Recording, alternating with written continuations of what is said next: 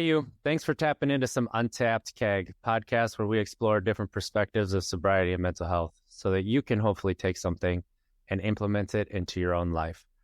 I'm RJ Zimmerman, and today have the pleasure and the privilege to be joined by Paul Hawley. How are you doing, Paul?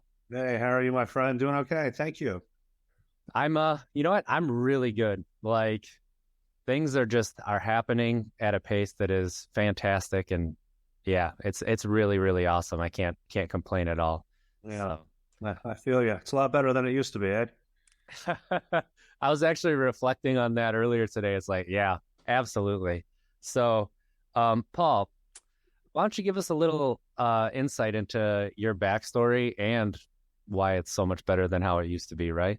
Well, I'll start from a child, right? So, I grew up, normal family, brother and myself, Catholic school, kindergarten through 12. So, private school kids, great education, never drank, which people don't believe, right? Didn't drink, didn't smoke, basketball, baseball, golf, right? Um, after that, I went to VCU in Richmond, played golf, and that's kind of where the quote unquote fun started. So I remember, like it was yesterday, man, my first night at VCU, the golf team and the basketball team shared like a complex, right? And we found out that there was a party that the soccer team was having that night. I didn't know anybody, right? I went from a high school, graduated with like maybe 30 people, give or take, to a university with 20,000. And so I wanted to fit in, right? And I've kind of always been a funny guy. I could talk to anybody. Well, I won't lie, man. You go from something that small to something that big, you take the edge off, right? So I found out real quick how to do that. And I remember my first sip of alcohol like it was yesterday. It was Boone's Farm, Miller Genuine Draft, MGD, and a Mad Dog. And I drank it all, and I drank it fast, and I blacked out, and I woke up in the morning, and famous last words, I'm never drinking again. It was miserable. It was brutal. Threw up. Don't remember anything. The only things that I do remember from what people were telling me, like, I can't believe you did this. I can't believe you did that. I mean, we've all done the same thing, right? It's just like, I can't believe it. Climbing up the side of MCV, the hospital, right? It's not normal behavior. So that was early on, right? And I continued to drink like that. It's totally clear to me. I never had one or two drinks. Like my mind is wired. What's the point of having one or two? I didn't like the taste. Beer tastes disgusting. Liquor burned. So I would, mix that with Coke or, whatever, and just drink it fast, man. And I drank for the effect, not for the taste. Absolutely 100% for the effect, because I liked the way it made me feel. I was 18 years old, right? So I ended up, because of drinking, I got kicked out of VCU and didn't think that was a problem. Transferred to Christopher Newport, played golf there, got kicked off that team my senior year. Still didn't think drinking was a problem. That would put me at around 22 years old. Graduated from there, got a job, got a DUI at 23 years old. Still didn't think there was a problem. As you can see, this tsunami or this volcano is slowly starting to build, right? And feel free to chime in, RJ, or I'll just keep rolling with this story, man, because it gets better, my friend. Yeah, well, it's our stories mirror each other with didn't drink until 18. Like my senior year of high school is when I first started drinking, and it was same. I was drinking for the effect. I was drinking for the blackout, and I was a professional like right away. So yeah, very, very, very, very good at it. Right, so good at it, I could do it every time. Right. Yeah. But yeah, it's so I got my first DUI at 23, and man, I just did some stupid stuff, man, while drinking, and then that's when the trouble started to happen, right? Those first few years, it was fun, right? We all know and I'm not gonna lie, it was fun to get drunk and party with your buddies, just like you see on the commercials on TV. Everybody's having a great time. Those commercials don't ever show anybody locked up with a DUI or in a car crash or how it's destroyed their family or what it's like the next morning. You don't see that, man. I wish they would, but they'll never do that, right? That's not reality. And so I kept going, right? And I racked up I racked up 4 DUIs total. My last one, I remember it so clear, right? My fourth and final, 2016, 2017, New Year's Eve. I went out and I was trying not to drink, right? Because I had been convicted of my last DUI, whatever, 6 months before that. I even had an alcohol monitor put on my ankle for 90 days. So that's the longest I ever went without drinking because I had an alcohol monitor. Yeah. That was late summer or something. That came off. And so New Year's Eve of 16, 17, right there, a friend of mine, we got tickets to go to this event in Virginia Beach. It was a concert. And I remember it so clear, man. I was like, I'm going to have 2 drinks. Famous last words. I'm just going to have 2. And we go, and so I got a bottle of champagne, drink that, right? We never made it to the event. We went back to the apartment and with some people and partied. Apparently, we went to some bars that night. I don't remember. And then I got home somehow. I woke up at 5:36 in the morning on January 1st, 2017. Car sideways. It's not where I parked it, or not how I remember it when I left. Keep in mind, I don't have a driver's license. I saw that. Everything was foggy. I don't remember anything. And I texted a friend of mine at 6 a.m. who had quit drinking 2 years prior. And I remember seeing him out from time to time. And I would always say, you're a quitter, and he would always say, I'll see you soon. And I was like, okay, buddy. Yeah, I'll see you never. And no lie, man, I texted that guy at 6 a.m. and he responded. I didn't think he would. He did. He was like, we're going to go to a meeting this evening, and I'll see you there and we'll start. So that afternoon, I hit him up again, and I was tired, and I was like, I don't, my head hurts. I don't want to go. And he said to me, I'm not the one that texted you. And I said, okay, I'll come. I'll entertain this thing. And I went. And in this meeting, there was a guy who was in there who was in prison. He killed a family, drunk driving, spent a lot of time. And keep in mind, I've been to AA meetings before because the court had sent me, right? Gets 9, probably hundreds of them. Maybe not hundreds, but a lot. And when I heard that story, man, I was like, man, I connected. I was like, that is going to be me, because I'm either going to kill somebody in this car, or I'm going to end up in prison. I'm going to be the guy that hits somebody and walks around like, what happened? You hear it all the time. The drunk driver never gets hurt. He always hurts the other people. And so I said, all right, I'll give it a try. He's like, you just have to listen to the suggestions that I'm going to give you.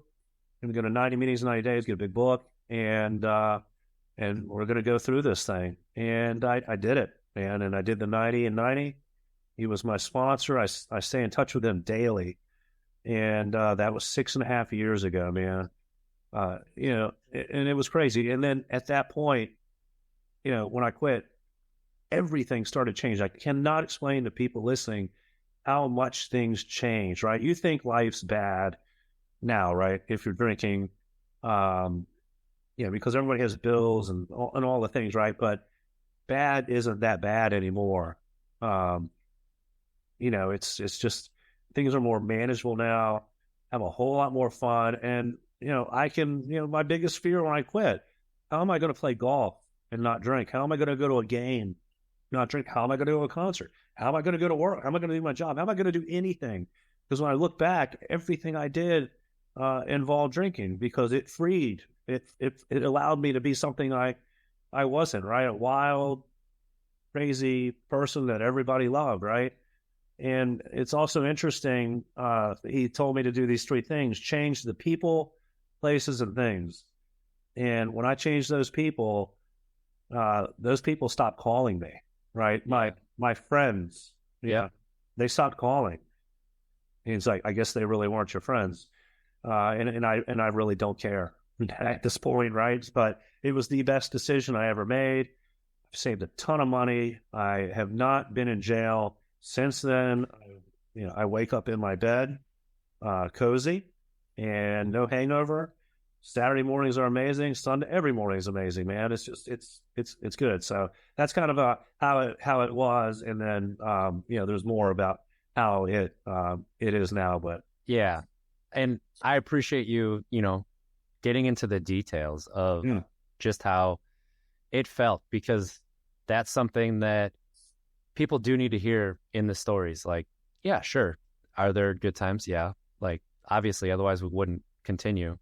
But there's a point where we shape the narrative in our minds to match what we think we're getting out of it. And that's not the truth of what we're actually getting out of it.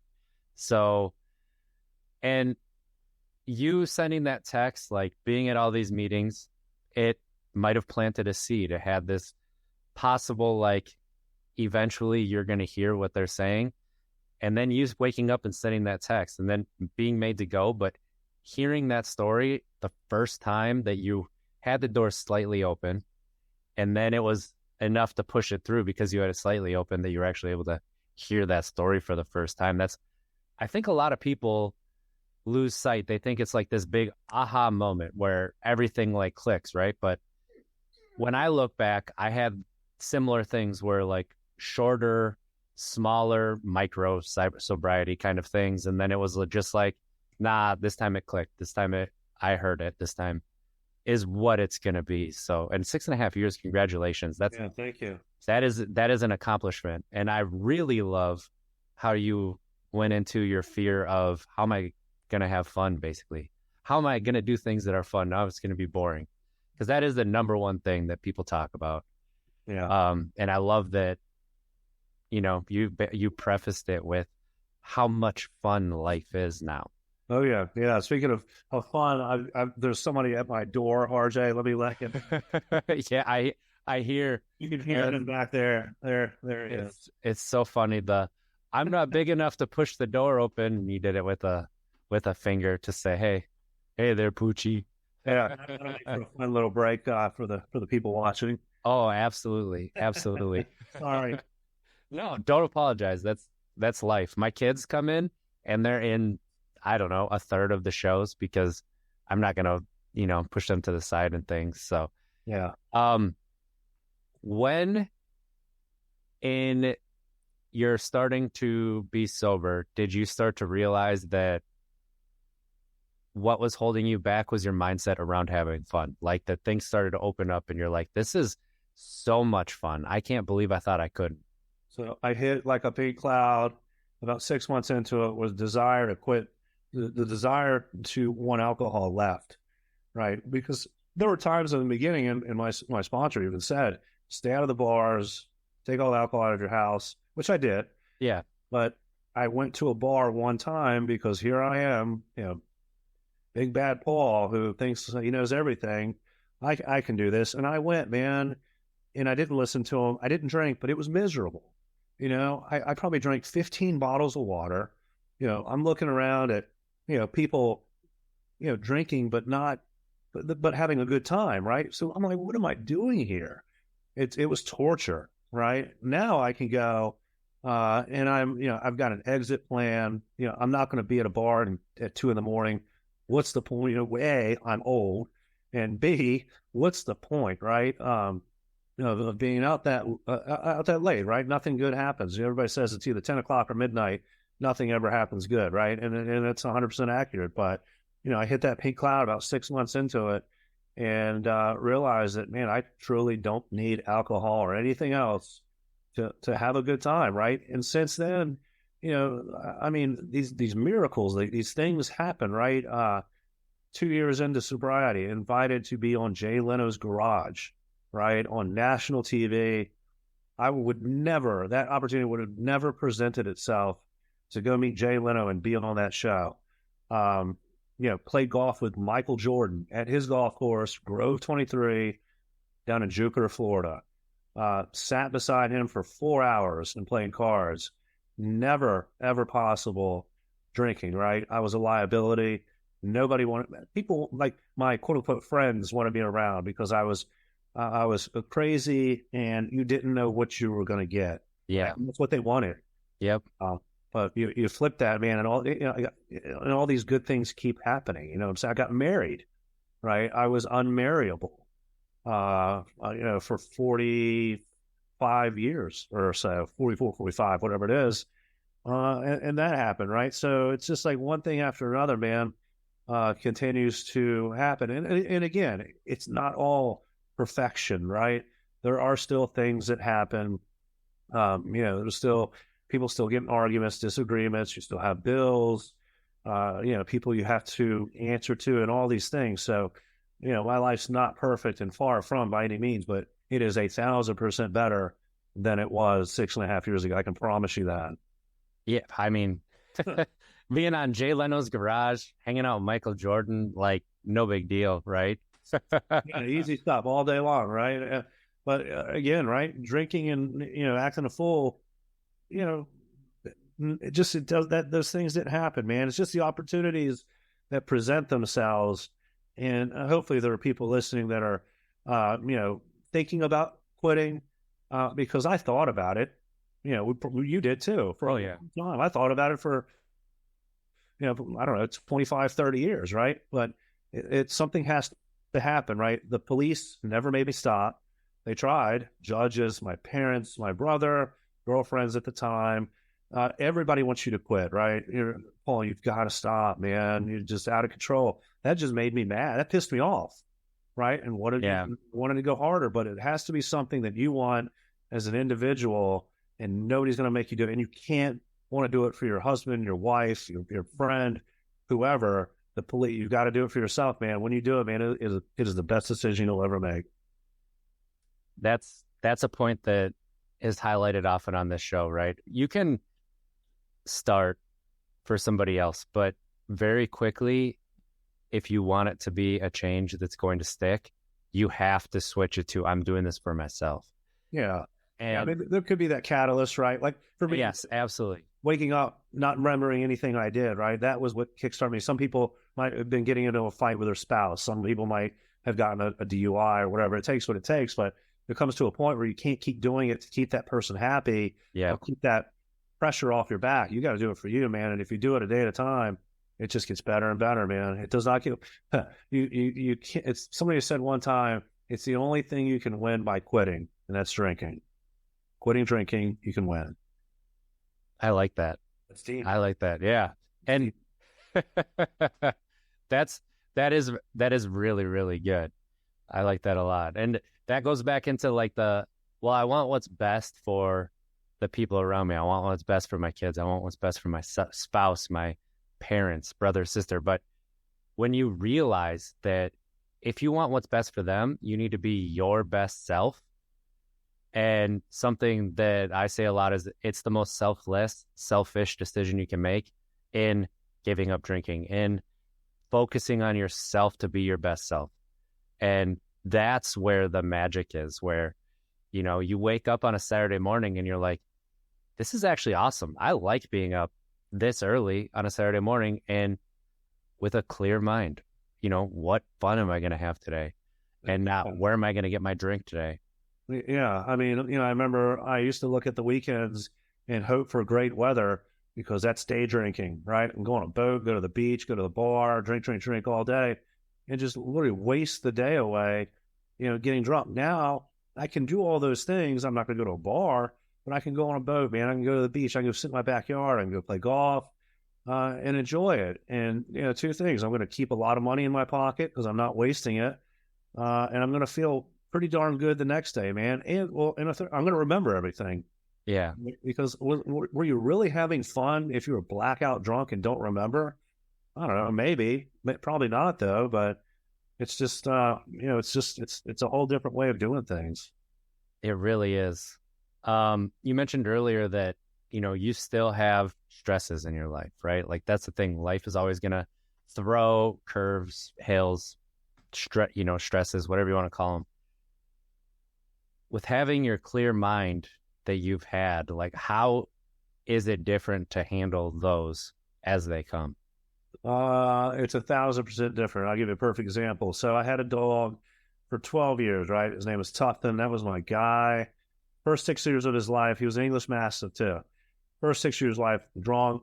That guy stayed in the house one time. I say that guy, the dog, stayed in the house one time for 2 days while I was in jail and didn't use the bathroom. Man, he was the best. And many of a day, I kept going and wanting to continue my life because of that dog.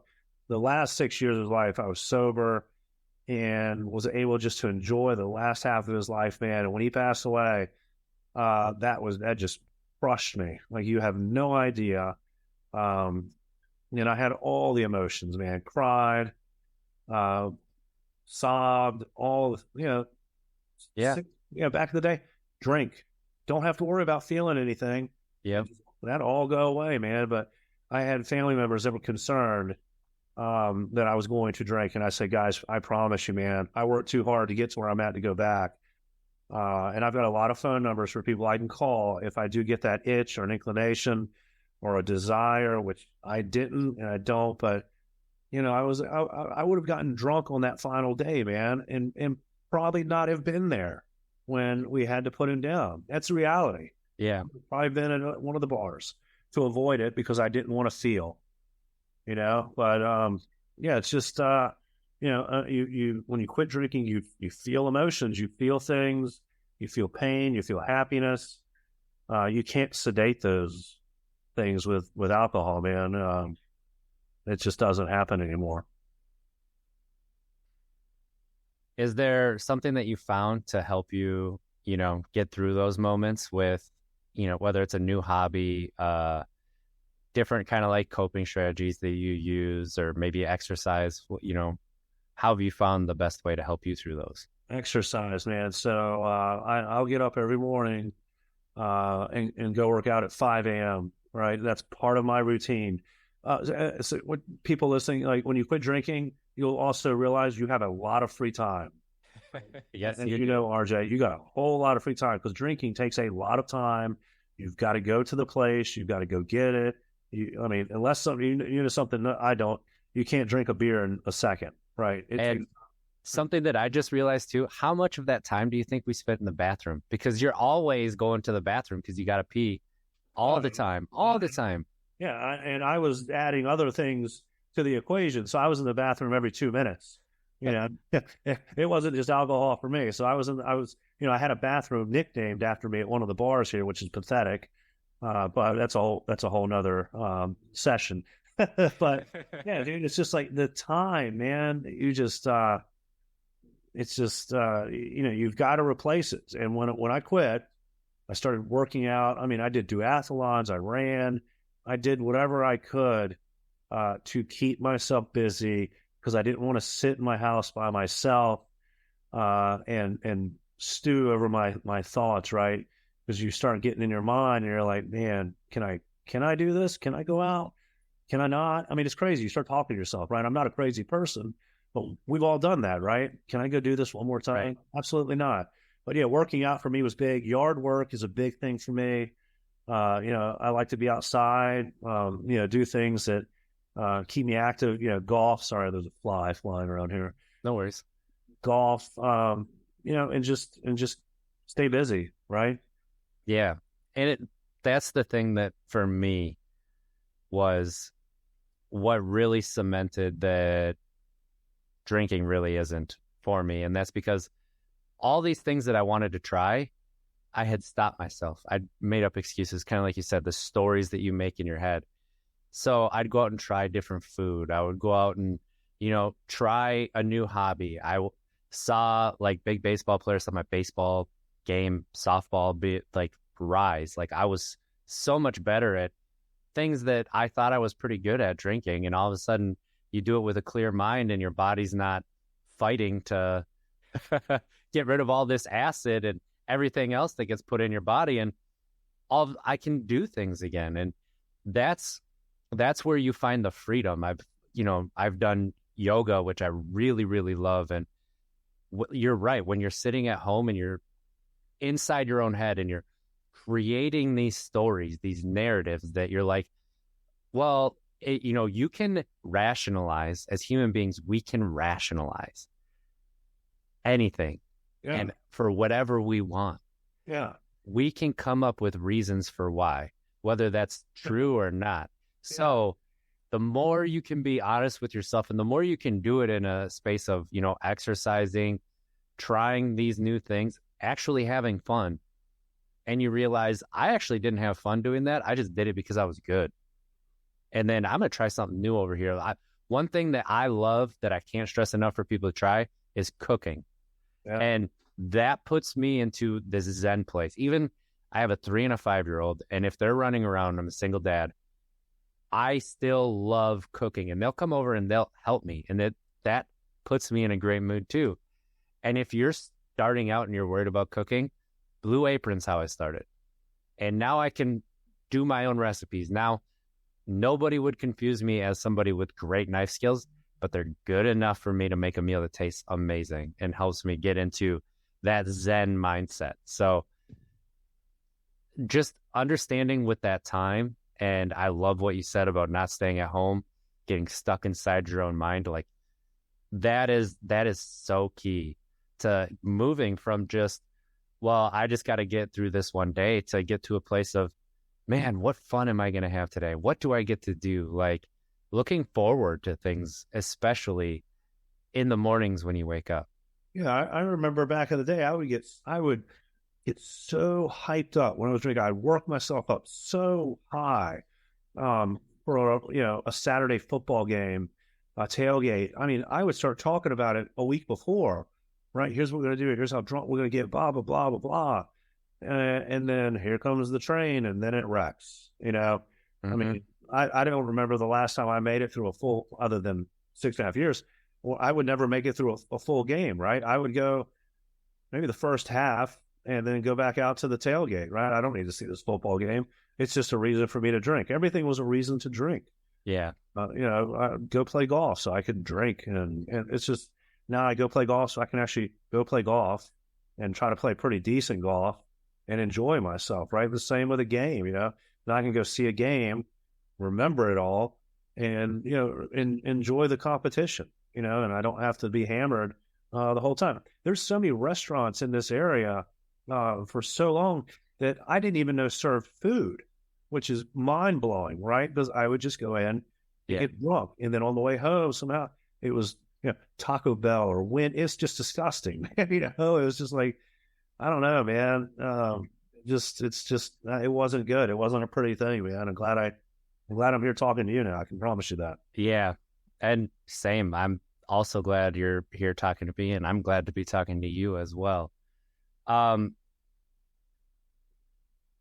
When you're moving through this pink cloud and these opportunities that you talked about earlier are starting to come forward and take place, what's going through your mind at first? Like, what was the first one that kind of came where you were mind blown? And then how did that lead to another kind of a thing and adding up? So one of the first things that happened, I was asked to be on a board, right? I won't say which one it was, but like a board of directors. Yeah. That was like, why? And some people were shocked, right? And that happened. And then some other things from like a business perspective happened. I had the best year of my career the year after I quit drinking. We had an award that was given for the best all around person. Never thought I'd win that. I won that award the first year after I quit drinking, right? And then everything else just kept happening, right? I don't think it was by coincidence or luck. It was because I was putting in the work to maintain sobriety and treat people nice, right? I used to look at someone and I was like, what can I get from them, or how can I use them to get what I need, right? And it's just not how I roll anymore, man. Yeah. I didn't even realize how much my mindset switched from that point to this point, right? Because that's how I used to too. And it has been the case for, so long that I forgot that is what was going through my mind. Yeah, I mean, look at but a crazy example, like my neighbor now, right? I take his newspaper because he's older.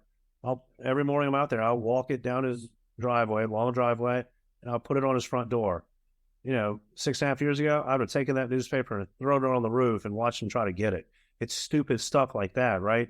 And that's not a joke. I would really do, ridiculous things like that just to f around with people to get a reaction. And now I don't need that reaction, man. I would rather, provide action to something than get, a bad reaction because of something. Yeah. Yeah. Something similar. If I'm home and it's garbage day and the garbage and recycling has been picked up, I'll roll my neighbor's recycling bins and garbage bin back to their backyard for them. And last year, we were outside one time, and the neighbor's like, "Hey, why do you keep doing that? What do you want from me?" And I'm like, "I'm going back there anyway, so I figure why not? Like, it's not too far for me. It's fine." And then after that point, like, he wanted to stop and have a conversation and just like talk. And when you do things without any expectations, it takes people so far aback sometimes. And then it opens you up, like you said, to the opportunities that just become mind blowing, where it's one after the other that is, it opens life up to you. Yeah. Yeah. Yeah. It's like doing things to help others and not needing all these accolades or all this praise, right? Because the old man next door, he's like, "Do I need to pay you something?" I was like, "Absolutely not, man. There's two things. I enjoy actually doing it. It's a little bit of an exercise, eats up some time, and something that you don't have to do. So if you want to give me money, send me $100,000, something crazy." and he was like, "You just keep doing it, right?" So just those things, acts of kindness, right? Just treat people like you want to be treated, man. Would you want somebody to come and throw your newspaper on your roof or, throw a rock through your window? Absolutely not. So why would you want to do that to somebody else, man? But again, when I was drunk, it was a Jekyll and Hyde, man. You hear it all the time, Jekyll and Hyde. It was legit a different person that is still in there. He's still in here.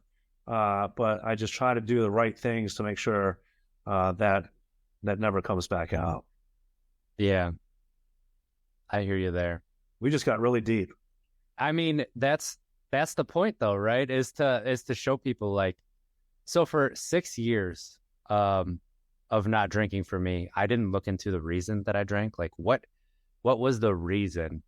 And when I started to look into the reason, I started to find more about myself. And I would say, I don't know, 8 months ago, I finally boiled it down to the lowest common denominator of why I drank, and why I drank to the point of blacking out, to the point of, just absolute chaos, like you said. And it was acceptance. Like, I wanted acceptance so bad because I couldn't accept myself, that I would drink to that point, because then I wouldn't have to think about accepting myself and how I don't like myself. And then I would be accepted by people that were, honestly, a lot of the people that I was around at that time, like you said, they were clowns. Yeah. They wanted to see the clown show that was RJ, spin him up and watch him go. And a lot of the time they would, "I'm going to buy you a shot. And, that chick over there, like, I bet you can't get her number. And just watch me go." And it was great for them, right? And I thought I was having fun, but man, I could not look in that mirror.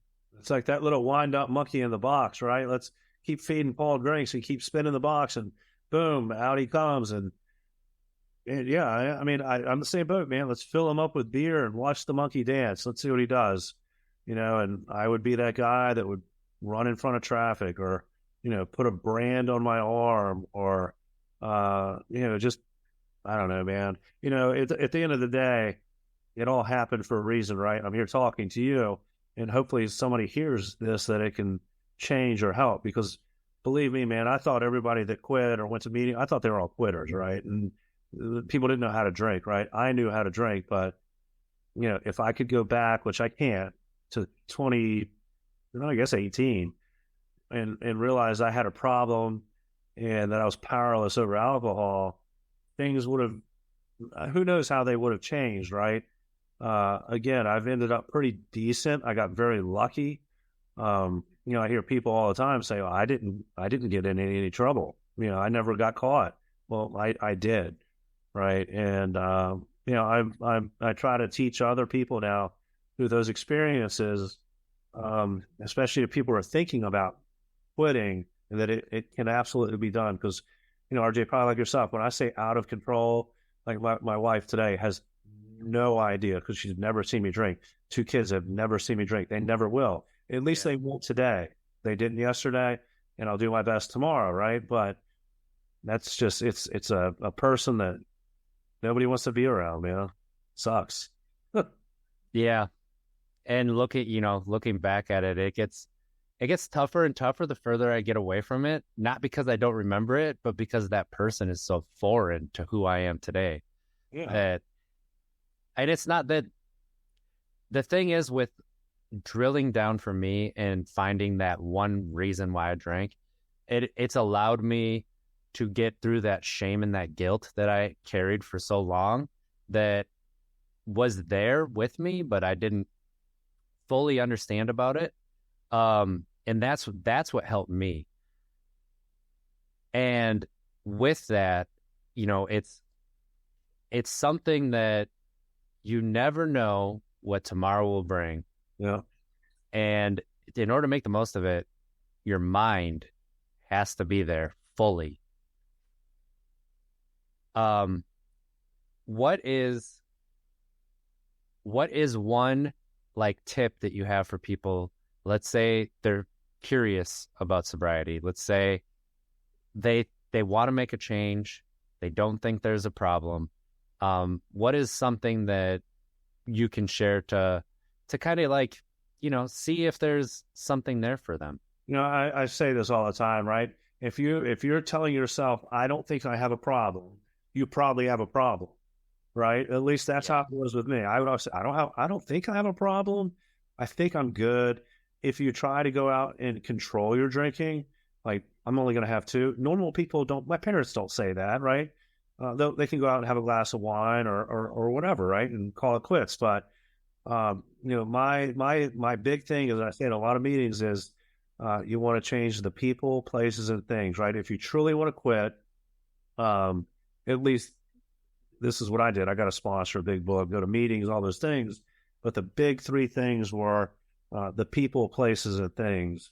Because if you don't change those, nothing's going to change. If you keep hanging out, you keep rolling with the same people, you're going to keep partying, you're going to keep drinking, right? If you keep going to the same places, the same bars at the same time, you're probably going to keep drinking, right?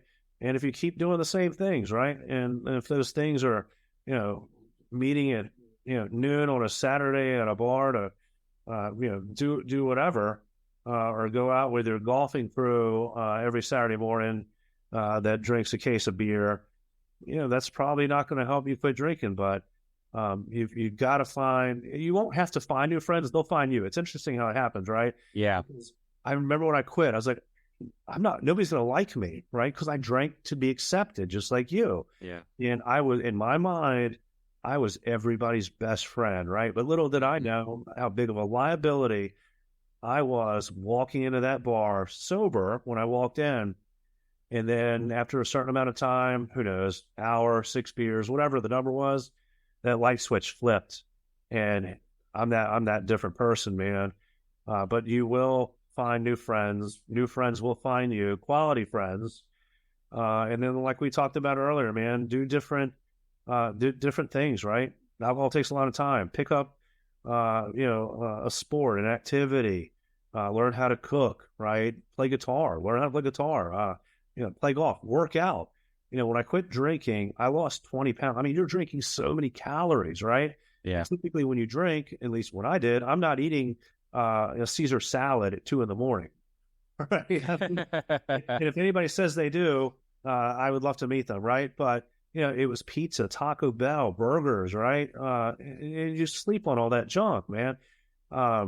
I lost 20 pounds after I quit from not even working out, just from the consumption of alcohol and trash that came with it, right? And then you get into the gym, right? And there's just so many different things that you could change. But those are the three big ones that I always share with people that are thinking about it or think they might have a problem. Because again, if you think you might have a problem, you probably do. Because that's how I thought.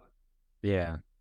Yeah. If you're thinking like there's a change that needs to be made, and then you're like, I wonder if it might be alcohol. It's like that's actually a very easy like step to take to try. Like, what do you have to lose? Nothing, right? It's like I said, it's the only thing you can win by quitting. Yeah. Nothing bad will happen if you quit. Nothing. Think about what bad is going to happen if you quit drinking. I can't name anything. I mean, you might lose a friend or two, but again, are they really your friends? Right. You're going to your body will get more healthy, right? Your brain will get better. Your organs, everything will get better, man. You're going to wake up with a clear head. You're going to get a good night's sleep. You're not going to have anxiety because you don't know what you did last night. It's not going to lead to you, stealing or cheating or lying or hurting people. I mean, just think about all those things. Again, nothing bad is going to happen when you quit, in my opinion. I might be wrong. I'm not a doctor, but that's just my thoughts. Yeah, there's something that I've adopted over the past year and a half, and that's been a willingness to be wrong. And that's really been like a superpower in my life. And that's with this drinking, it reminds me of is if I'm wrong about this and I try something new, worst case scenario, I go back to how I was doing it before. So, and it may not be that I'm wrong. It might just be that this is more right for me, that this is actually a better way for me. So if you can adopt that, and same thing with drinking, like you said, what is it? Oh, I guess I'll go back to drinking a little bit because it turns out I can, kind of a thing. Like, okay, so what did you lose? Or again, were you wrong about stopping? No, like that really is not something to, I guess, even when the amount of fear that we work ourselves into when it comes to it, it just, when you start to step into it, you start to realize how short-sighted you were. Yeah. Yeah. And you can start to have these long-term kind of aspirations and goals that you didn't think that you could have. Yeah. So, as we're winding down here, Paul. Yeah. What is a big takeaway you'd like to give people who haven't hit that pink cloud yet, who are 90 days in, a month in, a week? What's something that you want people to take away from that? So I quit 6.5 years ago, right? It seems like yesterday. The takeaway, I would say, even if it's only been a day since you quit, just do it one day at a time, right? Because tomorrow's not guaranteed, but the days start adding up to weeks into months, months into years. And before you know it, man, you've got some time under your belt. And, the farther along you get in the sobriety process, right? 6.5 years for me, it's gotten easier, right? It's not as hard as it used to be. And I'm not going to lie, man, quitting drinking I've done some hard stuff. It's the hardest thing I've ever done. And I can't tell you how hard it was, right? If it was easy, everybody would, people would quit tomorrow if they got a DUI, or if they got a drinking, a problem. But it's not easy.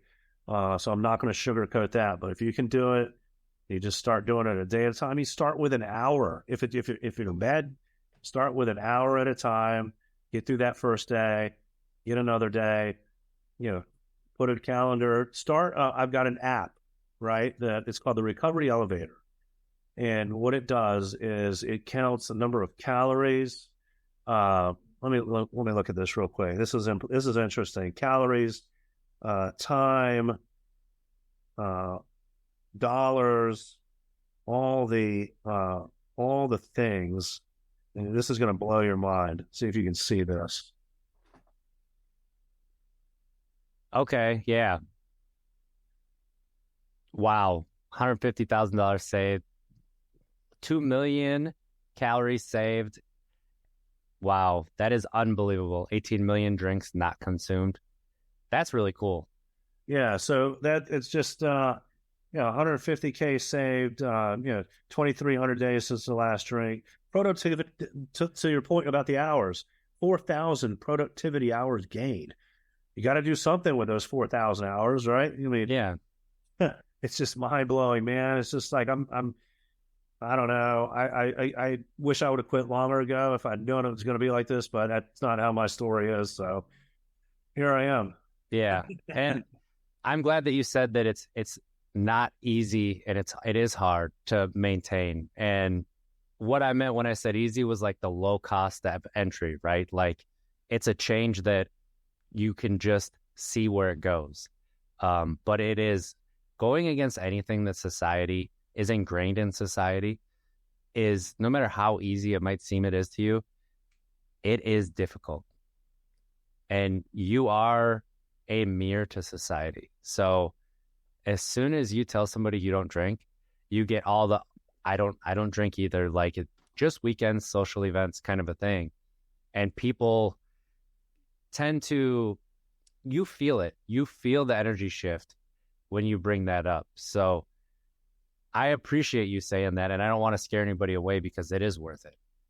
Yeah, I'm at a point now, and a lot of people in this area, no, I don't drink. And quite frankly, if they've got a problem with it, I don't care. My sobriety is first, right? You can call me a quitter, a loser. Oh, come on, you can have one. None of my real friends now even asked it, right? But in the beginning, there were people out there because, hey, Paul, you want to grab a drink? I don't drink anymore. I said it wrong, right? I don't drink anymore. You can say that you're on some type of medication or make up something early on in sobriety to help soften that blow. Because if you just come out, from my experience, when somebody will say you want to grab a drink, I was like, I don't drink anymore. Then you have to go on this whole explanation of why. I would quickly change that to be like, hey, I'm taking medication that doesn't allow me to drink. It can cause some issues. Blah. Not that all the drinks that I consumed over my life didn't cause issues, but that seemed to be the easiest way to get around that and not get dragged down this rabbit hole of why are you quitting, why are you not drinking, and all those things. But man, like I said, at the end of the day, man, it's on you, right? Sobriety is first. Everything is second, because if I drink tonight or today, all bets are off. Everything's at jeopardy. Everything's gone. 2 options: jail, prison, or 3: jail, prison, or death. And there's no other option for me because I know how the story will end, and I don't want to end up in prison. I don't want to die. So I'd rather talk to you. Right. Paul, if people want to find you and follow you, how can they do that? What's the best way? There's 2 ways. So if you saw the dog that made a guest appearance earlier, I've got an Instagram account. It's Pooh Bear the Mastiff, under my name, Paul Holly, but Pooh Bear the Mastiff is his name. I put a bunch of stuff on there. And then Facebook, Paul Holly in Virginia Beach, and it's Holley. I have no problem sharing my first and last name. I have zero problem with anybody that wants to reach out, send a message, ask questions. I help a lot of people, man. But it's funny, a lot of people don't know that I help a lot of people. And that's how I like to keep it, right? Yeah. I absolutely share my story. I'll tell the world what it was like and what it's like now. But I will never call anybody out, blow anybody's cover. Anonymity, man. That's how I roll. Unless somebody wants to share, that's on them. But it's not my place to call people out, right? I respect that, and I just know that the strength and the courage and the struggle to quit. Because you and I could have degrees from Harvard, MIT, Brown, all these things about alcohol and all that, right? But you will never beat the real life experience and the street cred that it gives you from being there and going through it and actually doing it and coming out the other side. So, anytime I can talk to a person that's struggling or another alcoholic, man, I love it all day, every day. Let's go. Yeah. I completely understand you there. So you can check both those. There'll be links in the show notes to keep up with Paul. Paul, thank you so much for joining us.